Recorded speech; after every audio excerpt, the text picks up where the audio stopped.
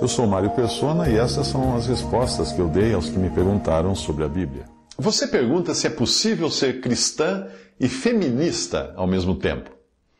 Eu mesmo não saberia definir bem o que é feminismo, porque a sua definição me parece meio nebulosa. Cada um puxa a sardinha para o seu lado na hora de definir, e então fica uma definição meio ampla e até nebulosa. Então eu vou apelar para a Wikipedia, que diz assim, abre aspas, feminismo é um conjunto de movimentos políticos, sociais, ideologias e filosofias que têm como objetivo comum os direitos equânimes ou iguais e uma vivência humana por meio do empoderamento feminino e da libertação de padrões patriarcais baseados em normas de gênero. Envolve diversos movimentos, teorias e filosofias que advogam pela igualdade entre homens e mulheres, além de promover os direitos das mulheres e seus interesses. Fecha aspas. Essa é a definição da Wikipedia, que deve ser a definição mais aceita na sociedade. Bem, considerando que Deus não tem nenhum interesse em movimentos políticos, sociais, ideologias e filosofias, mas Ele ri de todas as manifestações e obras humanas que são feitas à revelia dele, resta saber o que ele pensa de um igual empoderamento, direitos e normas de gênero, conforme diz a definição da Wikipedia. O Salmo 2 diz assim, por que se amotinam os gentios e os povos imaginam coisas vãs? Os reis da terra se levantam e os governos consultam juntamente contra o Senhor e contra o seu ungido, dizendo, rompamos as suas ataduras, sacudamos de nós as suas cordas. Aquele que habita nos céus se rirá. O Senhor zombará deles. Salmo, capítulo 2, versículos 1 ao 4. Bem, a minha impressão é então que o feminismo procura anular o fato bíblico de Deus, de que Deus criou homem e mulher diferentes na sua essência e nas suas atribuições. Ele os fez no princípio macho e fêmea, disse o Senhor Jesus em Mateus 19:4. Portanto, se você acha que macho e fêmea seja a mesma coisa, você tem que ir contra aquilo que o próprio Senhor Jesus disse. Então as diferenças já começam aí, macho para um e fêmea para outro. São diferentes. Mas os homens, dizendo-se sábios, tornaram-se loucos, mudaram a glória do Deus incorruptível em semelhança da imagem de homem corruptível e de aves, de quadrúpedes, de répteis, escreve Paulo aos Romanos. Por isso também Deus os entregou às concupiscências de seus corações, à imundícia, para desonrarem seus corpos entre si, pois mudaram a verdade de Deus em mentira, e honraram e serviram mais a criatura do que o Criador, que é bendito eternamente. Por isso Deus os abandonou às paixões infames, porque até as suas mulheres mudaram o uso natural no contrário à natureza. E semelhantemente também os homens, deixando o uso natural da mulher, se inflamaram em sua sensualidade uns para com os outros, homens com homens, cometendo torpeza e recebendo em si mesmos a recompensa que convinha ao seu erro. Tudo isso em Romanos 1, versículos 22 ao 28. Talvez você ache um exagero eu citar esta passagem relacionando-a ao feminismo.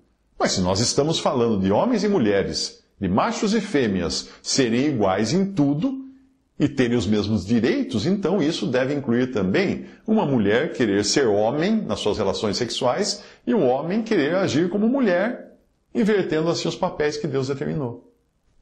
Não é isso, feminismo?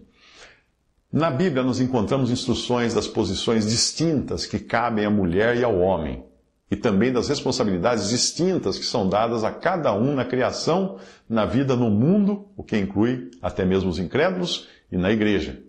Evidentemente, o que eu digo aqui não vai fazer qualquer sentido para o incrédulo, que ainda esteja nos seus pecados e carente do perdão de Deus, vivendo em rebelião contra Deus e debaixo do comando do príncipe deste mundo, que Jesus chama em João capítulo 14, versículo 30, e andando segundo o curso deste mundo, segundo o príncipe das potestades do ar, do espírito que agora opera nos filhos da desobediência, nos desejos da nossa carne, fazendo a vontade da carne e dos pensamentos. Efésios 2, de 2 a 3. Então, para aqueles que ainda estão na sua incredulidade, vivendo segundo a vontade da carne, segundo os ditames e os cordéis de Satanás, não vai entender muito bem o que eu estou dizendo aqui. Mas o mais triste, sabe o que é? É que essa demonstração também não fará sentido para cristãos professos, que procuram se pautar pelos costumes e pela opinião pública. Estes consideram aquilo que foi explicitado como mandamentos do Senhor nas cartas de Paulo, como em 1 Coríntios 14, 34, que ordenava que as mulheres conservassem-se caladas nas igrejas, porque não lhes é permitido falar, mas sejam submissas. E também aquilo que Paulo fala em 1 Timóteo 2,12, que não permite que a mulher ensine nem exerça autoridade de homem. E esses cristãos vão achar que tudo isso são devaneios de um apóstolo solteirão, recalcado, que odiava mulheres. Então também não vai fazer sentido isso que está na Bíblia para essas pessoas, mesmo dizendo-se cristãos. Deus estabeleceu uma ordem hierárquica na criação, e essa ordem inclui até o Filho de Deus como homem, que embora tendo criado todas as coisas, o Filho de Deus é Jesus, criou todas as coisas, na criação, ele aparece como submisso ao Deus Pai. Cristo é a cabeça, veja o que diz a passagem, Cristo é a cabeça de todo homem. O homem é a cabeça da mulher. E Deus, a cabeça de Cristo. Porque o homem não provém da mulher, mas a mulher do homem.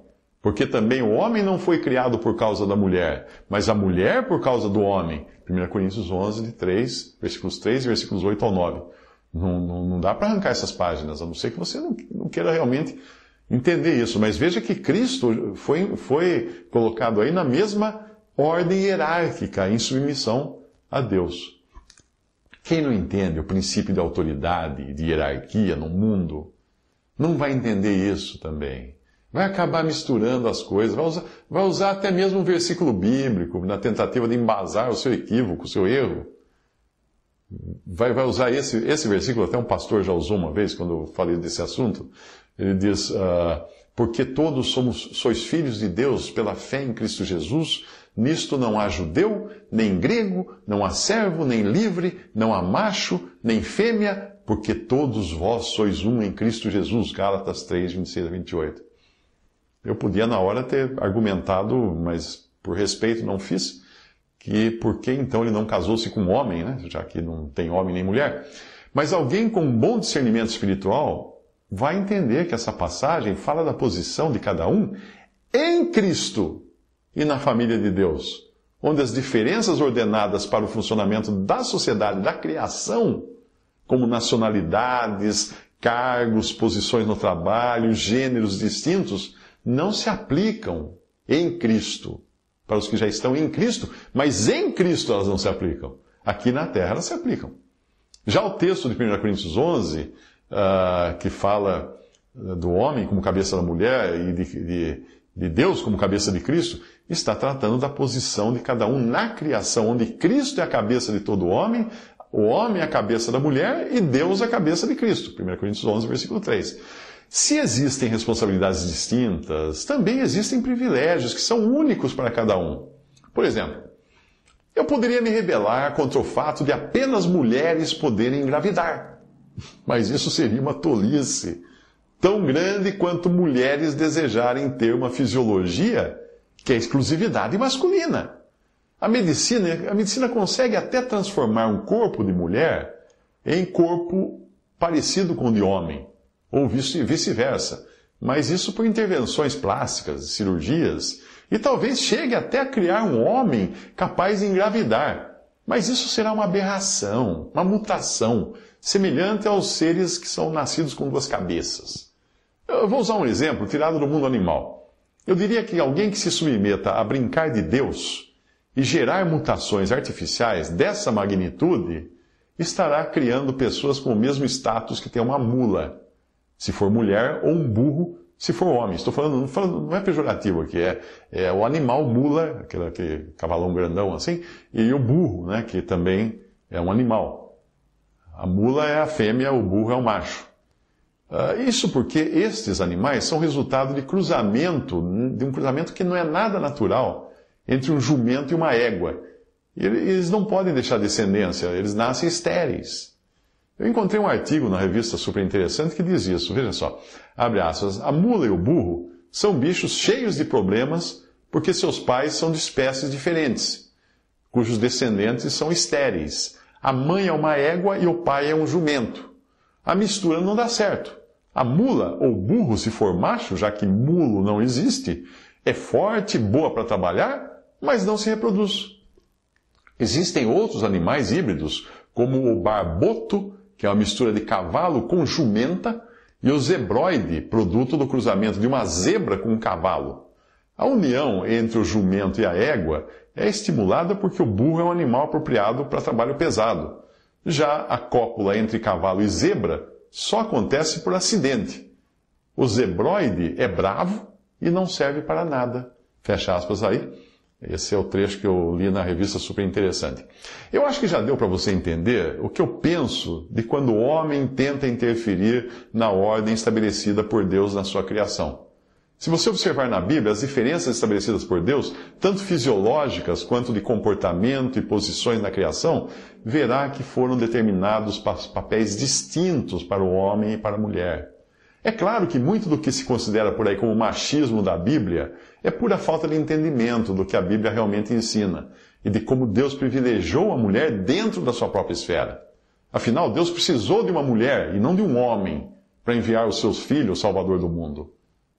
Deus não fez por meio de um homem a vinda de Cristo ao mundo, foi por meio de uma mulher. Mulheres e homens podem muito bem ter posições semelhantes na vida e no trabalho sem transgredirem a ordem bíblica. E devem ser recompensados, devem ser pagos conforme as suas capacidades, e não por distinção de gênero. Ninguém deve ganhar mais porque é homem ou ganhar mais porque é mulher, e também por causa da cor da pele ou coisa assim. Isso é erro.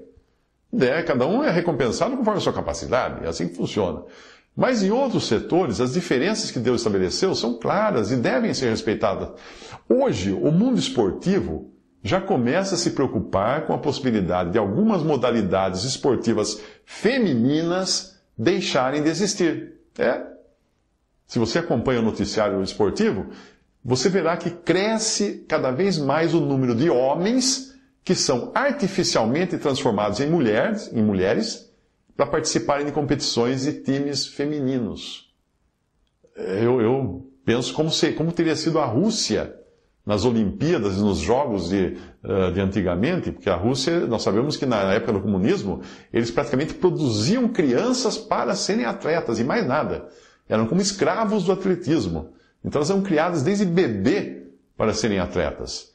Então, imagina se na época eles tivessem acesso à tecnologia de transformar homens em mulheres, assim, de batelada, para formar times femininos que eram só de homens. Imagina que não teriam perdido uma competição nas modalidades femininas. Não precisa ser muito inteligente para saber que um homem tem muitas vantagens de força e resistência física para determinados esportes, se ele for comparado à mulher, que tem uma constituição mais frágil por natureza. Muitas atletas hoje, brasileiras também, têm se posicionado contra a presença de transexuais em competições de modalidade feminina. E elas afirmam, como uma delas disse, não é questão de homofobia, é questão de fisiologia. O transexual tem mais massa muscular, tem quadril mais fino, o que favorece a impulsão, tem pulmão maior, leva vantagem. Isso foi o que disse uma jogadora numa entrevista num jornal. Então, se por feminismo você está se referindo ao que pessoas avessas à palavra de Deus pregam por aí, que inclui homens invadirem os times femininos e vice-versa, então a sua pergunta poderia ser mudada para a seguinte, abre aspas, é possível ser cristã e não concordar com Deus em algumas coisas? Fecha aspas. Eu diria que sim. É possível uma cristã ser feminista, como também é possível alguém ser filho e não concordar com seus pais. Só que o relacionamento vai ser sempre dolorido para o filho ou para a filha que agir assim, porque Deus disciplina o filho que ele ama. Além disso, não se pode esperar que alguém assim vá dar fruto para Deus, porque acabará levando uma vida tão estéril quanto a de uma mula e tão inútil quanto a de um zebroide. Talvez consiga produzir algo para a vida aqui neste mundo, mas de que valerá se sabemos que as coisas desta vida não duram mais do que esta mesma vida? Em termos de eternidade, seria ridículo lutar por uma bandeira contrária a Deus e produzir frutos numa atitude de rebelião, porque no final, para um cristão que faça isso, esses frutos não passarão de palha destinada a ser queimada no fogo. O apóstolo Paulo escreve: segundo a graça de Deus que me foi dada, pus eu, como sábio arquiteto, o fundamento, e outro edifica sobre ele. Mas veja cada um como edifica sobre ele. Porque ninguém pode pôr outro fundamento além do que já está posto, o qual é Jesus Cristo. E se alguém sobre esse fundamento formar um edifício de ouro, prata, pedras preciosas, madeira, feno, palha, a obra de cada um se manifestará. Na verdade, o dia a declarará. Porque pelo fogo será descoberta, e o fogo provará qual seja a obra de cada um. Se a obra que alguém edificou nessa parte permanecer, esse receberá galardão ou recompensa. Se a obra de alguém se queimar, sofrerá detrimento, sofrerá dano, mas o tal será salvo. Todavia, como que pelo fogo. 1 Coríntios 3, de 10 a 15.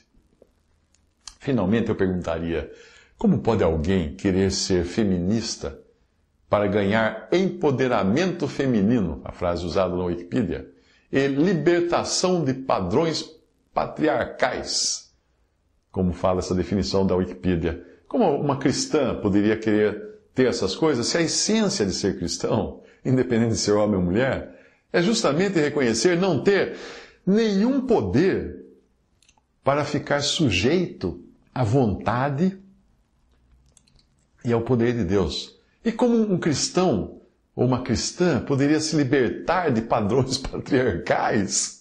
Se ser cristão é justamente ter a Deus como Pai. Seria o mesmo que perguntar, posso ser cristão não cuidada pelo poder de Deus? Posso ser cristã não cuidada pelo poder de Deus e vivendo órfã dele? É absurda a pergunta, não é? Eu sugiro que leia o material no acervo digital cristão.com.br. Tem um livreto muito bom, chama-se Mulher, Seu Lugar nas Escrituras. Tem outro que chama-se O Homem e a Mulher, os papéis distintos na casa de Deus. Tem outro que fala do homem e da mulher também. Tem um exemplo, coloque ali sobre esses temas, mulher. Procure mulher no site acervo digital cristão.com.br, você vai encontrar muitas coisas sobre esse tema. Visite respondi.com.br. Adquira os livros ou baixe e-books. Visite 3minutos.net. Baixe o aplicativo.